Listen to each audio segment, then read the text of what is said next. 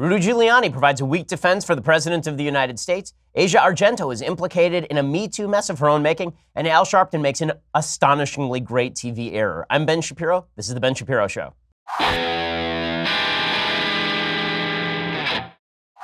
Oh, man, I hope you had a great weekend. I cannot wait to play for you Al Sharpton's weekend because it was spectacular. We'll get to that in just a minute. First, let's talk about what you are eating for dinner with your family. So, you're eating out a lot. I know you are. And you're spending so much money doing it. Not only that, you're missing out time that you could be spending with your kids cooking because it's a lot of fun to cook with your kids. Well, that is where Blue Apron comes in. Everybody in LA is using Blue Apron. People all around the office using Blue Apron because they give you quick and easy recipe options, perfectly portioned ingredients delivered directly to your door. They make dinner quick, easy, and insanely tasty. You skip meal planning, you get straight to cooking with Blue Apron.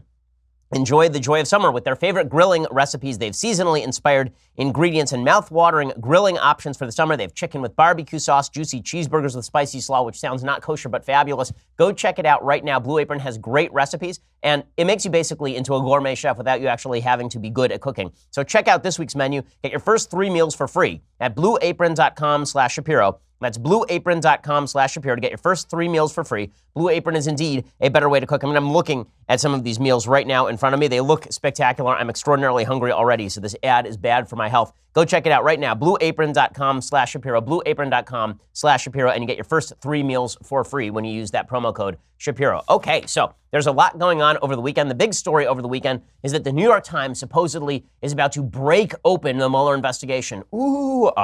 Everyone very, very excited because this new report from Maggie Haberman and Michael Schmidt, both Pulitzer Prize winners over at the New York Times, suggests that Don McGahn, who is President Trump's attorney in the White House, he's the White House chief attorney, that this guy spoke to the Mueller investigation. And according to the New York Times, this means that Trump is in for it now. Finally, Robert Mueller is going to seize President Trump in his clutches, just as the Krasserstein brothers would want.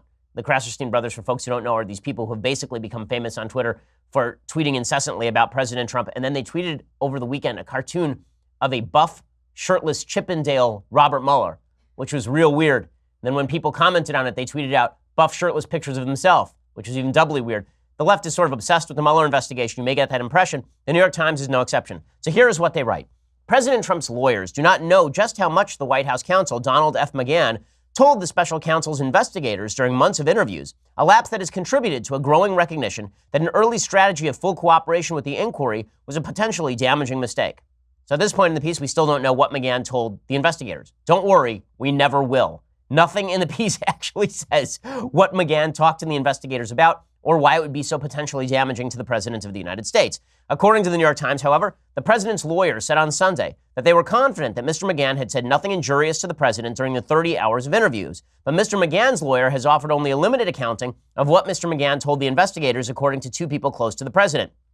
That has prompted concern among Mr. Trump's advisors that Mr. McGahn's statements could help serve as a key component for a damning report by the special counsel Robert Mueller, which the Justice Department could send to Congress, according to 2 people familiar with the discussions. What this suggests is that the Mueller investigation is going to come up with nothing, and then they're going to send a report to Congress suggesting that the president acted badly, that while he didn't formally obstruct justice, which is a charge that has a very specific meaning and involves destruction of evidence or attempts to intimidate witnesses or some sort of witness tampering or perjury, the president hasn't done any of those. There's nothing to actually show the president has done any of those things.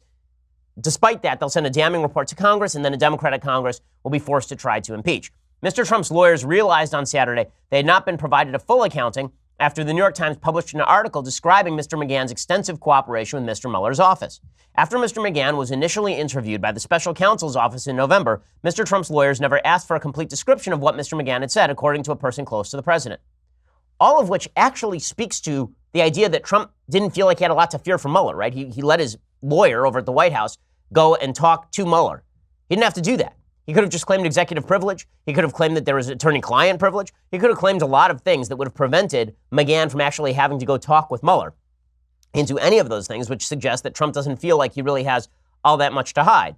And the New York Times continues in this vein for a very long time. I mean, it's pages and pages of writing on this. And there's really nothing that comes out from it. And basically, the only thing that comes out from it is that McGahn's people are sort of leaking to the press, it appears, that Trump set up McGahn for a possible obstruction charge, and so McGahn was talking to Mueller. That's the suggestion in the actual article, is that the only thing of relevance here is that McGahn felt pressured by Trump, and therefore he went and talked to the investigators. So here's what the New York Times says. In its article, the Times said Mr. McGahn had shared detailed accounts about the episodes at the heart of the investigation into whether Mr. Trump obstructed justice in the Russia inquiry. Some of the episodes, like Mr. Trump's attempt to fire Mr. Mueller last summer, would not have been revealed to investigators without Mr. McGahn's help. The article set off a scramble on Saturday among Mr. Trump's lawyers and advisors. The president, sequestered at his private golf club in Bedminster, New Jersey, solicited opinions from a small group of advisors on the possible repercussions from the article. The president ordered Mr. Giuliani to tell reporters the article was wrong, but Mr. Giuliani did not go that far in his television appearances. So as we'll see, Rudy Giuliani went on national TV and said the president really has nothing to hide. Apparently, Trump wanted him to go out and say that the articles were wrong in all of their major facts, which apparently was not true. In the end, is there a lot here? Not really. Not really. President Trump lashed out on Twitter. Here's what President Trump had to say about the article. He said, "The failing New York Times wrote a fake piece today implying that because White House counsel Don McGahn was giving hours of testimony to the special counsel, he must be a John Dean type rat. But I allowed him and all others to testify. I didn't have to. I have nothing to hide." Okay, so people are picking on the fact that Trump himself is suggesting that John Dean was a rat. For those who don't know, John Dean was a White House attorney under Nixon. He went and he talked with the Watergate investigators, and it was very damaging to President Nixon. But what Trump is actually saying here is, people are jumping all over him for this. He's not wrong, right? He allowed Don McGahn to go and testify. Now, people are saying at the New York Times that Trump did this basically because he's ignorant, and so he allowed McGahn to talk to Mueller. But again, so what?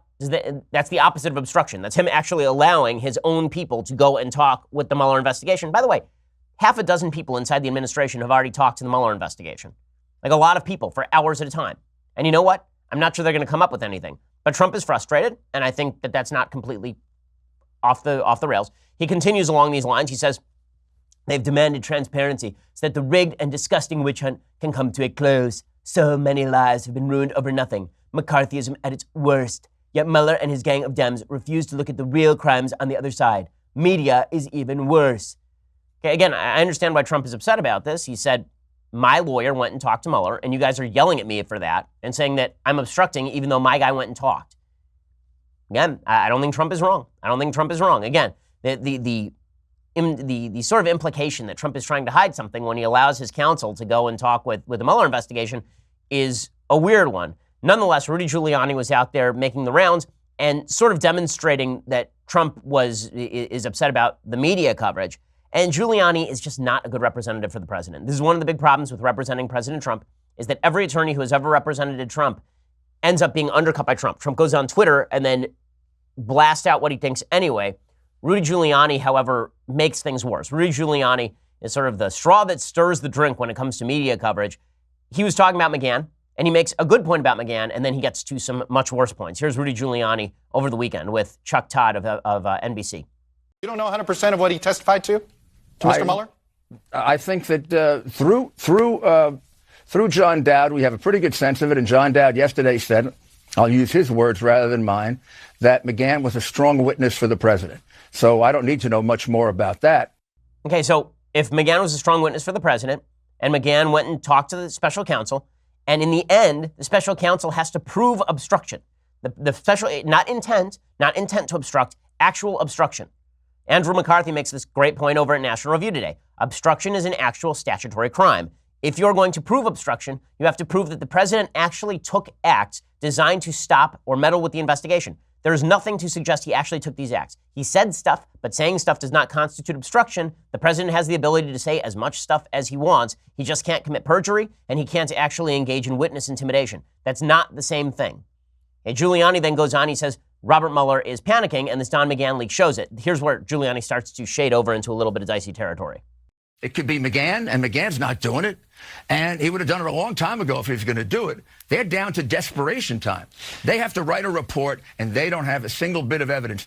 Okay, so it is very possible that Mueller has no evidence. That New York Times report, however, looks like a leak from McGahn's team. It looks like McGahn is leaking to the press that the reason that he talked to Mueller is because he was afraid of being hung out to dry. It would be weird if that leak was coming from Team Mueller. There are just sentences in the report that appear that it makes it look like it's from McGahn. And then Giuliani gets himself in the biggest trouble of all. Now, what Giuliani says in this particular clip is going to be wildly misinterpreted. I don't think Giuliani is completely wrong, but expressed in the worst possible way. And in a second, I'm going to talk about why this sort of stuff matters. And when you tell me that, he should testify because he's going to tell the truth and he shouldn't worry, well, that's so silly because it's somebody's version of the truth, not the truth. He didn't have a conversation. Truth is truth. I don't mean to go like... No, it isn't truth. Truth isn't truth. The President of the United States says, I didn't... Truth isn't truth. Mr. Mayor, do you realize what... No. This is going to become a bad meme. Don't do this to me. Okay, here's the problem with Rudy Giuliani. What he's saying is not wrong. When he says that there is such a thing as a perjury trap, that if I tell the truth in front of Robert Mueller, I still may be brought up on obstruction charges. I still may be brought up on perjury charges because it's possible there are two people who are telling different sides of the same story, and one of them sees it a different way, and therefore a perjury charge emerges. He's not wrong about that. But when he says sentences like truth isn't truth, that is not going to help in any way. Rudy Giuliani is just not a good representative of the president when it comes to this sort of stuff. What he should be saying is no lawyer worth his salt would put his client in front of a motivated prosecutor determined to rack that guy up on perjury charges or obstruction charges. No one would do that, particularly not a president who is fond of speaking off the cuff. So even if the president is in general telling the truth and he makes a slight slip up, Mueller's going to grab him. And not only that, questions can be asked that are specifically designed to elicit a particular response that makes you subject to perjury. A good prosecutor can do this sort of stuff. But saying truth isn't truth obviously lends itself to the idea that the Trump administration is being deeply dishonest about all this stuff. Now, the irony is that because the Trump administration has been dishonest about so many things regarding the Russia investigation from the outset, it's obscuring the larger point, which is that Trump, I think, is probably telling the truth when he says there was no collusion. But this stuff does have consequences. I'm going to explain in just a second. First, let's talk about whether you ought to go down to the post office today. The answer is you shouldn't. Okay, the post office is a great place, but you don't actually want to be standing in line at the post office. What you want to do is save your company time and money by instead working from your office and printing out your postage directly onto envelopes, onto stickers, directly onto a piece of paper that you can tape onto your envelope. It saves you all sorts of time. It saves you all sorts of money. You don't have to get in the car and go down to the post office. That's where Stamps.com comes in. With Stamps.com, you can access all the amazing services of the post office right from your desk 24/7 when it is convenient for you. You buy and print official U.S. postage for any letter, any package using your own computer and printer, and the mail carrier picks it up. You just click, print, mail, and you're done. It could not be easier. We use Stamps.com here at the Daily Wire offices. I use it at my home as well. It saves me all sorts of time. Right now, use Shapiro, promo code Shapiro for this special offer. It includes $55 free of postage, a digital scale, and 4-week trial. Go to Stamps.com before you do anything else. Click on the radio microphone at the top of the homepage and you type in promo code Shapiro. That's Stamps.com, promo code Shapiro. When you click on that radio microphone at the top of the page, enter Shapiro, and again, you get up to $55 free postage, a digital scale, and a 4-week trial. Stamps.com, all the great services of the post office directly from your desk. It's fantastic. Go check it out. Stamps.com, use promo code Shapiro. Okay, so why does any of this matter? In the end, it's all going to be dependent on what Mueller comes down with. So for all the media fulmination, for 2 years of media fulmination, all that's going to matter is what's in the final report. I have a feeling it's going to be a lot weaker than anybody thinks it's going to be on the left. I think that it's still going to be damning of President Trump in terms of his own personal behavior. And I don't think much is going to come out of it. It's just going to be sort of a restating of stuff people already knew. The big problem, however, is that when Rudy Giuliani goes on TV and says things like truth isn't truth, all it's doing is underscoring the dishonesty of the Trump administration time and time again during the Russia collusion investigation. The broader point that Trump is making, I did not collude with the Russians to change the effects of the election, I think is probably true because there has not been evidence presented yet to show that the Trump campaign actively colluded with the Russians in shifting the election. There is attempt, there is intent. That's not the same thing as active collusion and coordination to violate the law in pursuit of changing the electoral result. But because the Trump administration, because the Trump campaign was so dishonest about the Trump Tower meeting, for example, because Rudy Giuliani has shifted his story multiple times, it makes Trump look dishonest. And it occurs to me what a problem this is. Yesterday, I took my wife for her birthday glass blowing. So we'd never done this before. And my sister actually suggested this. We like to do sort of arts and crafts sorts of things. This is a new thing. We like to do kind of experiences for birthdays and anniversaries instead of me just getting her a nice piece of jewelry or in addition to me getting her a nice piece of jewelry. But in any case, we decided to go glass blowing. And the woman who's teaching the class is, of course, as you would imagine in Los Angeles, somebody who's very much on the left. And we start talking about politics because she brings it up. I was not all that interested, but she wanted to. And so we started talking about politics. And she started talking about what a bad guy Trump was. And I said, but his policies really haven't hurt you in any way. In fact, the economy's been pretty good. Yeah, his policies are stuff that you kind of like. And she says, you know who else I dislike? that Mike Pence is just terrible. I said, well, I know Vice President Pence. He's actually kind of a nice guy. And the idea that he is some sort of grand theocrat attempting to govern you from above, I just don't think that's true. And then she starts launching into Mitch McConnell. And after a little while of this, it occurred to me, the policy just doesn't matter. When it comes to people voting, the vast majority of people vote and think based on their personal like or dislike of particular people and candidates. People don't think in terms of policy. People don't think in terms of truth or falsehood in the Russian collusion investigation. All they think is Trump dishonest or is Trump not dishonest? And so even if Rudy Giuliani is not wrong about perjury traps and Robert Mueller, when you represent the worst face to the public, that has serious electoral consequences. That's stuff that doesn't get brushed under the rug when it comes time for people to vote. The grand perception of President Trump as a dishonest guy is not going to be dissipated by the constant reiteration by his counsel, Rudy Giuliani, of that sort of dishonesty and that feeling of dishonesty.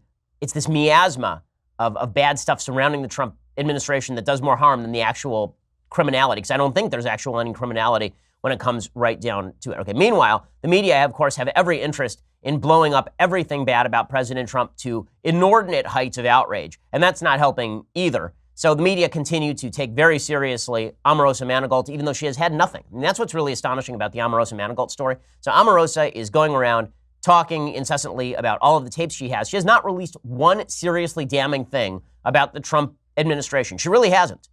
Now, all she said is that she didn't get along with Trump, she didn't get along with John Kelly, and now she says Trump was a racist after spending years talking about how wonderful President Trump was and how everyone would literally bow before him. Now she's going around and she has earned strange new respect from the media. So she's gotten most of that strange new respect courtesy of the folks over at places like MSNBC. In a grand meeting of the minds, Al Sharpton had on Omarosa on MSNBC over the weekend, and they were talking about race. From Al Sharpton, a man who has legitimately participated in the inception of race riots in places like New York, Omarosa talking with Al Sharpton, race baiter par excellence, about why Donald Trump is going to start a race war. We have a lot to lose. And in fact, we're losing right now because Donald Trump is disingenuous about his engagement and his outreach. And in fact, I believe he wants to start a race war in this country. For a lady who was fired from the administration, did not quit, it's pretty wild for her to suggest that Trump wants to start a race war in the country. It's particularly rich for her to be saying this to a guy who legitimately has started race riots in the United States, or at least allegedly been involved with the inception of those race riots, particularly the 1991 race riot in Crown Heights that claimed the life of an Orthodox Jew. But I guess that the media have to be treated with respect here. Al Sharpton certainly has to be treated with respect. The worst botchery of Al Sharpton's weekend was not actually his interview with Omarosa. It was the lead up to his interview with Omarosa. This is real. I'm not making this up. This is a thing that actually happened on national television. Is it fair to say Al Sharpton is a dummy? I think that based on clips like this, the ongoing battle between Al Sharpton and his teleprompter is one of the great battles in human history. I mean, it really is like the Battle of Stalingrad, really, Al Sharpton versus his teleprompter. So here is the best clip of the weekend, bar none. It's just fantastic. You know what they say about payback? It's a real, I'm sure you know the word I'm thinking of. So in the words of my late friend Aretha Franklin, show some RESPICT.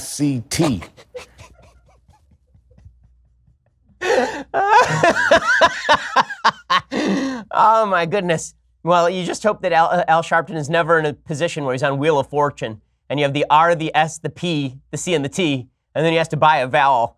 Because, my goodness, it's literally her most famous song, RESPICT. Tell us what it means to Al Sharpton. Just fantastic stuff. I can't imagine why folks don't take the media seriously. But again, the media continue to portray the Trump administration as a place in flux and chaos. They continue to give lots of respect to people like John Brennan, a guy who lied to Congress, a guy who was involved in basically smuggling classified information over to Harry Reid in the Senate so he could make trouble during the last campaign. Here was John Brennan on national TV talking about how Trump is treasonous. And the media are all in on the idea that Trump is a treasonous fellow. The reason, again, this is relevant is because the Trump team has to fight back on that perception, and making botcheries with Rudy Giuliani is not the way to do this. I called his behavior treasonous, which is to betray one's trust and to aid and abet the enemy, and I stand very much by that claim. You are the former CIA director accusing the sitting president of the United States. That's a monumental accusation. Well, I think these are abnormal times. And I think a lot of people have spoken out against what Mr. Trump has done. And maybe it's my warning training as an intelligence professional. I have seen the lights blinking red in terms of what Mr. Trump has done and is doing. Now, it's possible the left can go too far, even for the left. So James Clapper, who was a former head of the CIA, I believe, under Barack Obama, Clapper actually started talking. He's former director of national intelligence under President Obama. Even he says that Brennan has gone too far here. So even as the Trump campaign, the Trump team, Rudy Giuliani fail on their lines, folks on the left are failing on theirs, right? So John Brennan starts ripping into James Clapper, and he's exactly correct. Or the opposite. Clapper starts ripping on Brennan, and he's exactly right here. You know, John is sort of like a freight train, and he's going to say what's on his mind. But John and his rhetoric has become, I think, an issue in and of itself. So just great stuff there. The fact is that the left are attacking themselves over how far they can go over President Trump. Again, the focal point of politics has become the President of the United States. It's the job of the President of the United States to make himself more popular. It's the job of the left to make him more unpopular.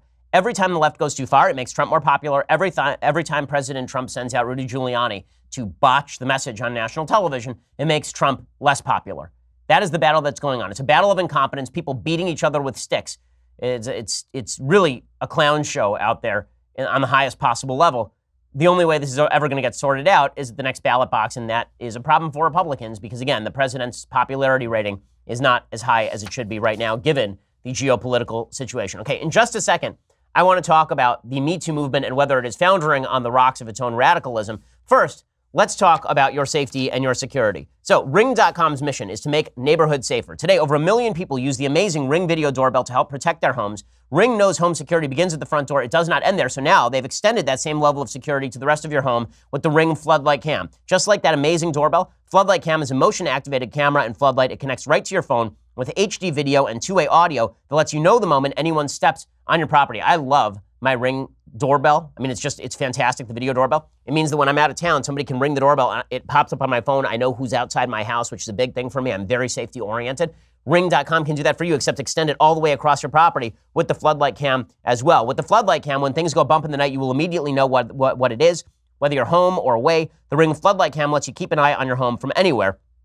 Ring Floodlight offers the ultimate in-home security, high-visibility floodlights, a powerful HD camera that puts security in your hands. With Ring, you are indeed always at home. Save up to $150 off a Ring of Security kit when you go to ring.com/Ben. That's ring.com/Ben. Again, ring.com/Ben. Use that /Ben so we know we sent you. And so you get that special deal, $150 off a Ring of Security kit. Love my ring.com products, and you will too. Go check it out, ring.com/Ben for that special deal. Okay, so the other big story of the weekend is that Asia Argento, who is one of the lead figures in the Me Too movement, it turns out that she was actually involved in paying off a 17-year-old for sexually assaulting him in a California hotel room. Here is the story from the New York Times. The Italian actress and director Asia Argento was among the first women in the movie business to publicly accuse the producer Harvey Weinstein of sexual assault. She became a leading figure in the hashtag Me Too movement. Her boyfriend, the culinary television star Anthony Bourdain, eagerly joined the fight. But in the months that followed her revelations about Mr. Weinstein last October, Ms. Argento quietly arranged to pay $380,000 to her own accuser, Jimmy Bennett, a young actor and rock musician who said she had sexually assaulted him in a California hotel room years earlier when he was only 2 months past his 17th birthday, which would be statutory rape. She was 37. The age of consent in California is 18. That claim and the subsequent arrangement for payments are laid out in documents between lawyers for Ms. Argento and Mr. Bennett, a former child actor who once played her son in a movie. The documents, which were sent to the New York Times through encrypted email by an unidentified party, include a selfie dated May 9, 2013 of the two lying in bed. As part of the agreement, Mr. Bennett, who is now 22, gave the photograph and its copyright to Ms. Argento, now 42. 3 people familiar with the case said the documents were authentic. Ms. Argento and her representatives have not responded to any of this. Mr. Bennett, who lives in Los Angeles, would not agree to be interviewed. As he said, his lawyer, Gordon Satro, in the coming days, Satro wrote in an email, Jimmy will continue doing what he has been doing over the past months and years, focusing on his music. Mr. Bennett is a child actor who charmed Harrison Ford and Bruce Willis, earned the nickname Jimmy Two Takes because he rarely flubbed his lines. The 2013 hotel room encounter was a betrayal that precipitated a spiral of emotional problems, according to documents. The fallout from a sexual battery was so traumatic it hindered Mr. Bennett's work and income, threatened his mental health. Ms. Argento subsequently turned to Ms. Goldberg, who's a lawyer, to handle the case.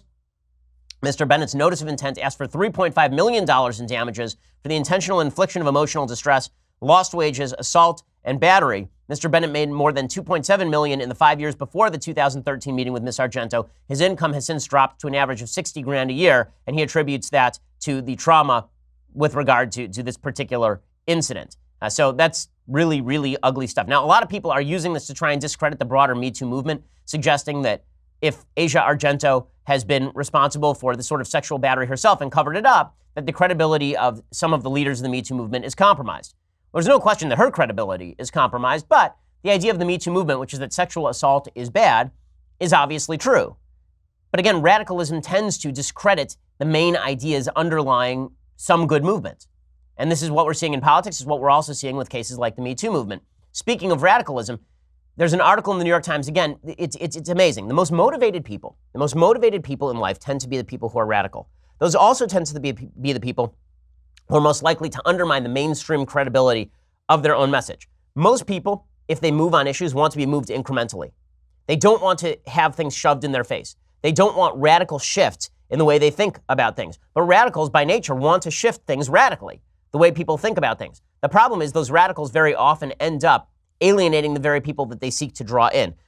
The latest example from the New York Times, there's a full article in the New York Times, I'm not kidding, it's by a person named Sanam Yar, not sure if this is a man or a woman. The article is titled Witchcraft in the Me Too Era. If you want to make the case for Me Too, if you want to make the case against sexual assault, you probably don't want to start with witchcraft. Witchcraft in the Me Too era is actually basically the plot of The Crucible by Arthur Miller. But the New York Times reports thusly, in a secluded nook of Central Park, 13 witches stood in a circle on a cloudless Saturday, eyes closed, chanting. A makeshift altar on the forest floor bore a lantern, a silver chalice, a bowl of water, a jar of salt, a sunflower, and a wand. Denise Crucci, high priestess of the North Willwood Coven, and her coven mate, Joanne Ferrer, guided the group through midsummer, an annual ritual celebrating the summer solstice. In a billowy white skirt and flip-flops, Miss Crucci resembled a free-spirited flower child. I do love the romance that the New York Times gives witchcraft and people who are crazy because they're part of a coven. I do love that they don't talk this way about Jewish ritual. They don't talk this way about Catholic ritual. They don't talk this way about Protestant ritual. But a bunch of nuts gathering in the middle of Central Park get this sort of treatment from the New York Times. And then they wonder why maybe the Me Too movement is stalling out a little bit here. When you undermine your own credibility by embracing radical silliness, this is sort of what happens. The Temple of the Spiral Path, which includes the North Wildwood and Stranger Gates Coven, has performed rituals in this clearing known among the witches as the Green Cathedral for 20 years. The worshippers sat cross-legged around a circle of flowers, dried calendula, chamomile, lavender, and rose petals, carefully arranged in a spiral. Miss Crucci led them through a meditation. Then they slowly joined hands and began singing, and one by one they entered the spiral, their dancing crew increasingly raucous as they intoned, "We are a circle moving, one with another we are, moving together we are one." In such a large and diverse city, says the New York Times, it is no surprise that the craft is fairly accessible if you know where to look. Nearly 80 covens and pagan organizations operate in the New York metropolitan area, according to the pagan networking site, The Witch's Voice, which sounds quite awesome. Nationally, about 734,000 Americans identify as pagan or Wiccan, according to a 2014 Pew Research survey, which is fewer than the number of people who listen to this show daily. So it's not exactly like a burgeoning mass movement all across the country. Apparently 10,000 witches live and practice in New York. I don't know what it means to practice witchcraft.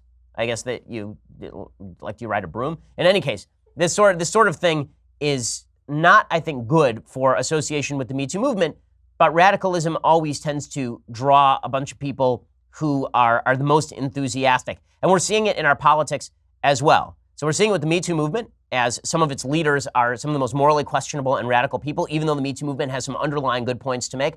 We're seeing it also with regard to our politics, where the most radical people from both sides are tending to hijack movements that actually have some credibility to them. So on the right, you have people like Kelly Ward. Kelly Ward is running in a primary in Arizona right now against Martha McSally. Martha McSally is a much better candidate. She's a representative from Arizona, former Air Force colonel, I believe, who is the first woman to fly in combat, if I'm not mistaken. Her record is pretty sterling, Martha McSally. She's running against Kelly Ward, who is kind of a nutcase. And Kelly Ward is running around touring with Mike Cernovich, a guy who's most famous for promoting Pizzagate. She was on MSNBC, and she's promoting her candidacy by saying that she doesn't know who Mike Cernovich's audience is, but she wants to appeal to them also.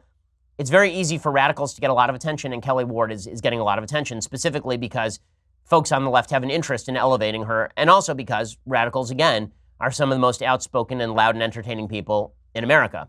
I mean, Mike Cernovich has an audience that we want to reach, and that includes Republicans, conservatives, liberals, Democrats, people of all ilks. And so if he's coming on the bus tour, I think that he'll have a voice and he'll have something that he wants to say. Meanwhile, on the left, what you're seeing is the complete seduction of the Democratic Party into hardcore actual socialism, even though they won't actually define their terms. There's an interesting column by Elizabeth Brudig, who is the in-house socialist over at the Washington Post. The irony, of course, is that I couldn't access this column without actually paying for the paywall, even though it's about the glories of socialism, so that's too bad. But we'll get to that in just 1 second. First, you're going to have to go over to dailywire.com and subscribe. For $9.99 a month, you get a subscription to Daily Wire. When you do, you get the rest of this show live, you get the rest of the Andrew Klavan show live, you get the rest of the Michael Knowles show live, if that's something you're interested in or into. Also, for $99 a year, you get this, the very greatest in beverage vessels, leftist tears, hot or cold tumbler. Go check it out right now. You will live it. You will love it. And it replenishes daily. So go check that out right now. When you subscribe at YouTube or iTunes, you also get access to our Sunday special. Last week we had on Greg Gutfeld. This week we're having on someone similarly interesting. I don't know who it is yet, but it will be someone great. I promise. So go check that out right now. We are the largest, fastest growing conservative podcast in the nation.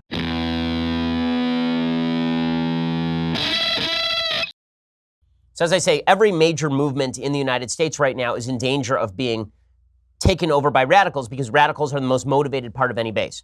I've talked about the process of renormalization before on the show, is a term that was used by the guy who wrote Skin in the Game, Nassim Nicholas Taleb.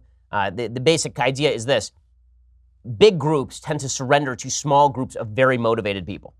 That's just the way life works. If you're a family and one daughter is vegan, very soon you will all be eating vegan because mom or dad does not want to bother with actually making 2 separate dinners for everybody, 1 meat and 1 vegan. Instead, everybody will just eat vegan, and suddenly the whole family is vegan. And then when that family goes to a party and the whole family is vegan, the entire party becomes vegan because it's a lot easier and cheaper. The transaction cost of having to cook 2 meals is higher than the transaction cost of just going along with the most radical people in any part of the base. You want to satisfy the base because the base is the loudest and the most polarized. So you see this with regard to the Me Too movement, where every accusation has to be taken with equal seriousness, no matter how stupid, no matter how unjust, which is bad for the Me Too movement because it undermines the credibility of the Me Too movement. You've seen it with regard to the right, where a lot of folks who should not be given credibility have been given credibility because they are the most motivated. And you're now seeing it on the part of the left, where Democratic socialists are taking over the mainstream Democratic Party because the Democratic Party wants to cater to its most motivated base, the people who go out and knock on doors. So Elizabeth Brudig, who is the in-house socialist over at the Washington Post, her husband, Matt Brudig, they're both nice people. I've talked to at least Matt, and he seems like a nice guy. Both of them are socialists. Matt runs something called the Public Policy Institute, which is a 501c3 pushing socialism, but not really socialism, kind of pushing Nordic socialism, which is not quite the same thing. Well, Elizabeth Brudig has a column today about why it's time to reclaim socialism from the dirty word category. The problem for her is that she actually doesn't want to define what socialism is, because socialism is inherently radical. You can define socialism however you want. Some people define socialism as stuff I like from the Nordic countries, and some people define it as getting rid of the profit motive, which is how the Democratic Socialists of America do. The goal of socialists is to pretend they are not what they are, which is radical. So here's Elizabeth Brudig's column, and you'll see how she's sort of obfuscating the terminology she's using in order to cover for her own radical agenda. So here's what she says. A Gallup poll this month found that Democrats are warming up to the idea of socialism, or at least to the word. While 57% of Democrats polled said they view socialism positively, only 47% said the same of capitalism, down from 56% in 2016. Republicans, meanwhile, remain pretty enthusiastic about capitalism, with 71% rating it positively. Still, 16% of GOP voters said they even view socialism through a friendly lens, which raises the question. When Americans say they view socialism one way or the other, what exactly do they have in mind? The United States doesn't have a familiar, established socialist history to look to for guidance on what socialism might mean in this country.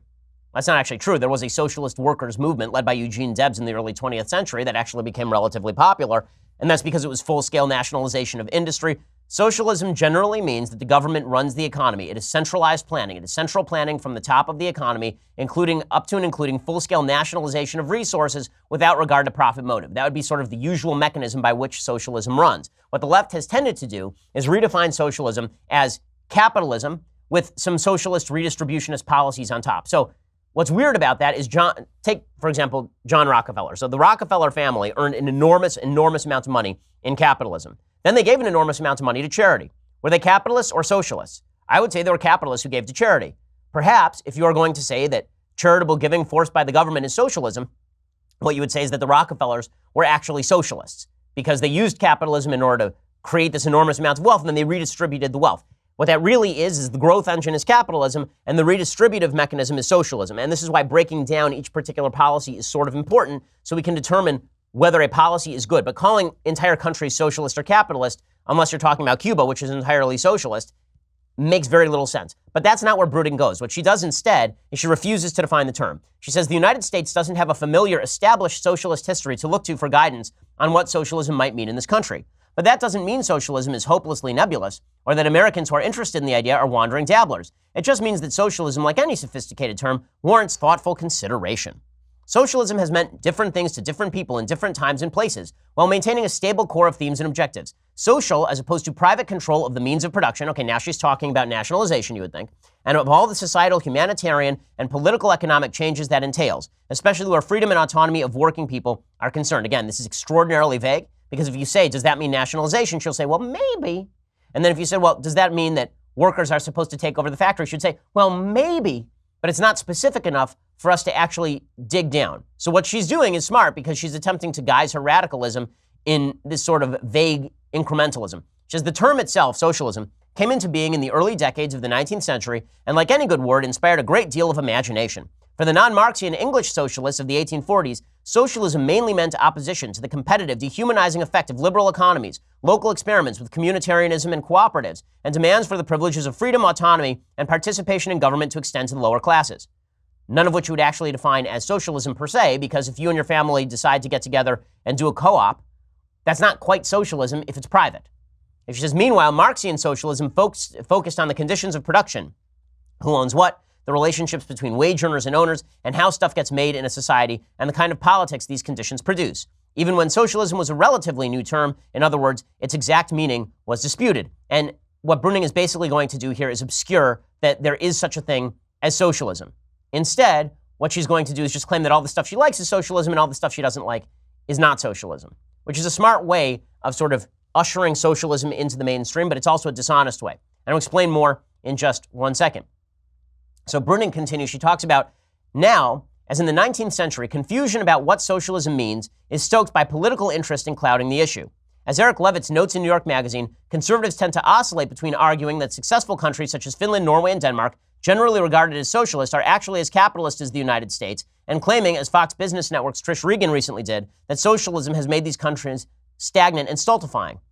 Well, no, both are actually true. All of those Scandinavian countries are based on a foundation of capitalism. There is no question that what earns the profits in Finland, Norway, and Denmark is not their socialist means of production. It is profit-seeking incentives. That is what has created all growth curve in Scandinavian countries for as long as human history, because socialism has never created serious growth in any country. State-sponsored capitalism is merely the state using capitalistic profit-seeking methods in order to subsidize particular industries, which creates growth in those industries but sucks growth out of other industries. But socialism is the idea that the profit motive doesn't matter and we ought to redistribute all resources. Again, obscuring the terminology is an easy way of preventing people from understanding what socialism means. I like that Elizabeth Bruning concludes this way. Clarifying exactly what socialism means once and for all likely won't happen anytime soon, but that doesn't mean voters who are attracted to democratic socialist politicians such as Senator Bernie Sanders and House candidate Alexandria Ocasio-Cortez don't know what they're getting into. Proposals to wipe out the so-called right-to-work laws, to make college tuition free, or to provide universal health care are resonating with those supporters. At the heart of the democratic socialist vision, finally she gets to her definition. After all of that, here is her definition of socialism. At the heart of the democratic socialist vision, flowering on the American left, is the recognition that more than policy tweaks will be needed to empower everyday people to participate meaningfully in society and democracy. This is where she strips finally away, and what we are left with is radicalism. The radicalism at the heart of this program taking over the Democratic Party. Now you have to hide it, but this is really what's going on. She says working Americans deserve a say in how the country's vast wealth will be used. It's not the country's vast wealth. It is wealth earned by individuals who are working hard and playing by the rules and employing other individuals. By treating all wealth as a collective is the way that you actually get to gulags. Right? The direct line between the country owns all the wealth and the gulags is actually relatively short. Because working Americans deserve a say in how the country's vast wealth will be used, and that will be possible only when inequality is reduced, corporate and big money donors are banished from politics and lawmakers are truly accountable to the people. It's not so much to ask, but democratic socialists are the only one asking, which of course is not true. When you talk about corporate and big money donors being banished from politics, I assume she's not talking about the Washington Post, which is a giant corporation involved in politics all the time. I assume she's not talking about her husband's Public Policy Institute, which is deeply involved in taking large donations, I assume, from donors who then wish to promulgate a political agenda. And when she says lawmakers being truly accountable to the people, it seems to me that the Tea Party was asking for exactly the same thing. So the socialists play this double game, just like radicals often do, of pretending that they are not radical, but then at the end stripping away all of this in favor of their radicalism. This is why it's important to identify, I think, that there is a common censor to the country still. There's still a group of people in the country who wish to have intelligent conversation about actual terminology, but that can only happen when we get down to the actual root of the issues. So if we want to have a discussion about Me Too, then it can't all be about Harvey Weinstein and Asia Argento. Instead, it's got to be about what social standards we wish to purvey when it comes to sex and sexuality. We can have an honest conversation about what conservatism looks like, but that cannot be a conversation about whether Mike Cernovich and his crowd are worth catering to. Okay, we can have an honest conversation even about the lengths to which we should redistribute resources in the United States. I think very little. There are a lot of people who think a lot more. But we can't do that so long as people are obfuscating and hiding all this under the rubric of democratic socialism, because what they mean is being deliberately obscured. The radicals are taking over a lot of areas of American life because they are the loudest, and because they shout the loudest, and because they get the most media attention, and because both sides have an interest in highlighting the most radical people on the other side in order to clarify the distinctions between the sides. But the only way we're going to have a common conversation is if we get down to the roots of actual terminology and explain what we mean, because then we can actually discuss what works and what doesn't. But people have a real interest in being as radical as they want to be while guising it in the language of broader movements. Asia Argento and company have an interest in taking a radical agenda and guising it as Me Too broadly, witchcraft and Me Too. It's all the same thing. That's foolish. Okay, conflation of good ideas with bad ideas, or conflating ideas we can all agree about with radical ideas, is the way that politics ends up becoming polarized and radicalized, and then we have no common center for us to have a conversation anymore. Okay, time for some things I like, and then we'll get to some things that I hate. So, things I like. I'm recommending this book a little bit early. It's a book by Orrin Cass. It doesn't come out, I believe, till November, but you can pre-order it right now. It's called The Once and Future Worker. Now, Orrin Cass and I disagree on elements regarding free trade, for example. He's a lot more trade restrictionist in certain ways. He's still in favor of trade, but he's more trade restrictionist than I am in certain ways, although I think he might argue he's more free trade than I think he is.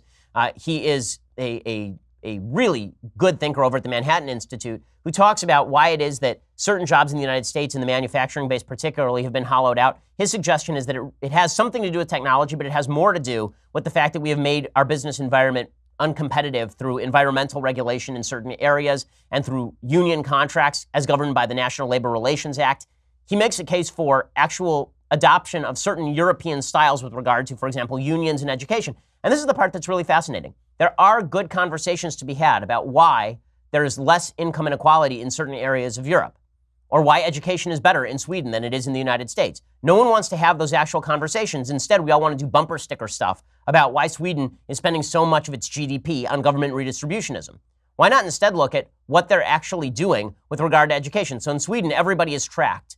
So, for example, in the United States, there are no tracks, right? We all go to the same classes, and then we get to decide whether to go to college, and everybody has the opportunity to go to college. In Sweden, in Israel, in a lot of other countries, what they do is by the time you're in 8th grade, you're basically deciding, is this a person who's ready for college, or is this person not ready to go to college? If they're not ready for college, we get them an apprenticeship program where they actually are learning practical skills for a job they're going to do. Now, you can move between tracks. You're not stuck there forever. It's not like we just trap you in there, but you actually have to achieve to move from one track to another. And you also have to seriously think about whether everybody is fit for college. In the United States, the model seems to be, if you don't go to NYU for any reason, then you are going to be poor. And that's foolish.